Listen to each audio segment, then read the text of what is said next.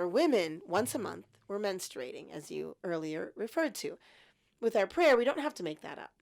But we're struggling for the habit, especially if we come to this attitude of, I'm on vacation. This is a week of ghafla, a week of heedlessness. And this is somehow a message that has been passed back and forth amongst Muslim women. And we have to learn how to have different language.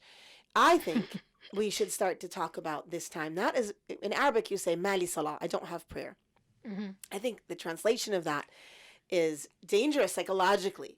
Maybe in Arabic it's not such a big deal because salah is separate from dua and dhikr. But in English we have one word for all three. And so instead of saying, I don't have prayer, we can say, I'm in my week of dhikr. Wow. I'm in my week of dua and dhikr. I love that. I'm really focusing this week on the beating of my heart. And if we can start thinking like that, because if we add it up, if just do a little bit of math, and we think that from the beginning of a woman's menstrual life until the end, really, I know everyone is different, but just sort of typical average woman, 13 to 52, let's say. I figured it out once with, I think 13 to 55 or 13 to 50, I don't remember. It adds up to 10 years of our life, not in menstruating. 10 years. So if those 10 years, we consider them vacation, God forbid, from Allah, or I'm not praying, so it's a week of heedlessness, that means that we have 10 years of our life without any connection to Allah. What is that? That's scary. And that's not from Islam. That's from our own culture that we've built. That's not Islam telling us that we have to do this.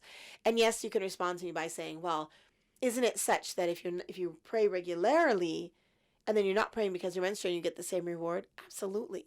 But if we are coming to that with an attitude of vacation, I'm coming to this with an attitude of, I'm not connecting to Allah this week. Yeah. That's really a spiritual question. And so what happens is when we come back after this week, we're reestablishing the habit again and again. Instead of saying, well, even during this week, even if I sit down, at least Fajr, at least the one that people are struggling with, at least Fajr, I'm waking up anyway. I'm holding my masbahah. I'm reading my dua book.